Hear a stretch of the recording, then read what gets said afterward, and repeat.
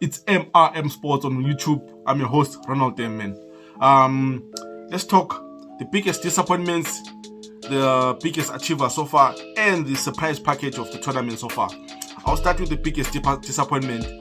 I think it has to be Belgium. I think Belgium are the biggest disappointment we've seen at this year's World Cup. It was a battle between Belgium and Germany, but then I'll go with Belgium simply because, at least with the Germans, we saw the golden generation. The Ozil generation. They won the World Cup 2014. At least we can say the golden generation did something. I mean, with Belgium, the golden generation, your Hazard, your De Bruyne, your Lukaku, your Tony Val, everyone. You think of that squad, I mean, they've been ranked number 2 in the world. At some point, they're number 1 in the world.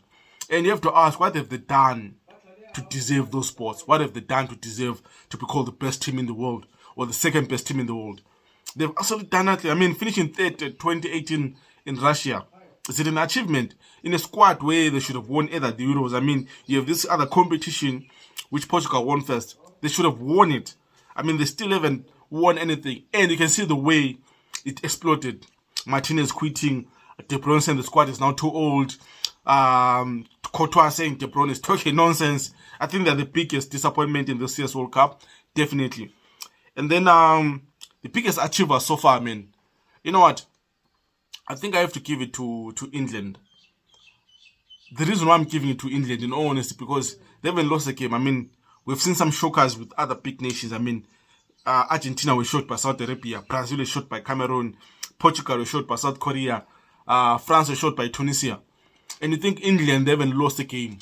I mean, they defeated Iran. They defeated Wales. They drew against USA. So, I think so far, they just edge it. I mean, it's not as if they've been blowing everyone in this tournament, but then I think they just edge it a bit.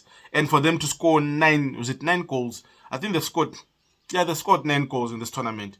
It's quite impressive. An average of 3 goals a game. It's quite impressive. What can I say? It will be interesting to see how they play against Senegal in the round of 16.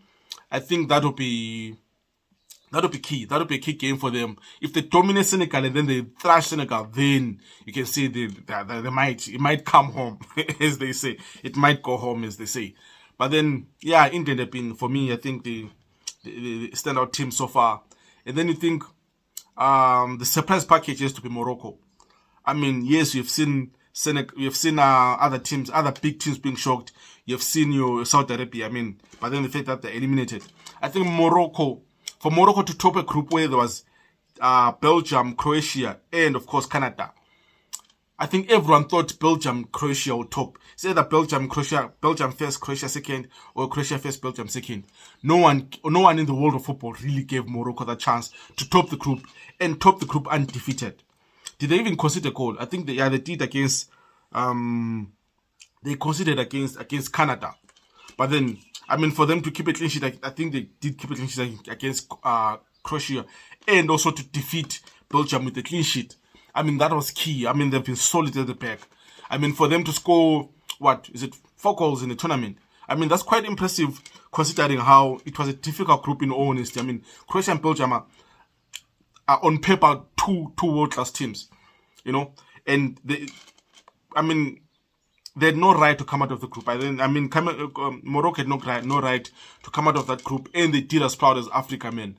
I think they definitely have been the surprise package, and I think they'll give Spain a run of their money in the round of 16. It's not a straightforward game for Spain. Yes, Spain is a good footballing nation, man, but then it's not a straightforward game for Spain. I think Luis Enrique the coach of Spain, will know that they have to be at their best to defeat Morocco. And Morocco have seen, I mean, for them to get a clean sheet, as I said, against Croatia and Belgium, it's quite impressive. And I wouldn't be surprised if if Spain is to go through maybe on penalties or to nick a 1-0 or 2-1 win over Morocco, man. And, I mean, will it really be a shocker? I think it will be if Morocco defeats Spain, but then you never know, man. The way Morocco have been playing, I've been quite impressed with them. And we would expect Morocco to go all the way to the quarterfinal, really, or the semifinals if they get a victory over Spain. I think, I mean, the way that group is structured, that side of the table is structured, I mean, if they go through, it will be quite impressive, man.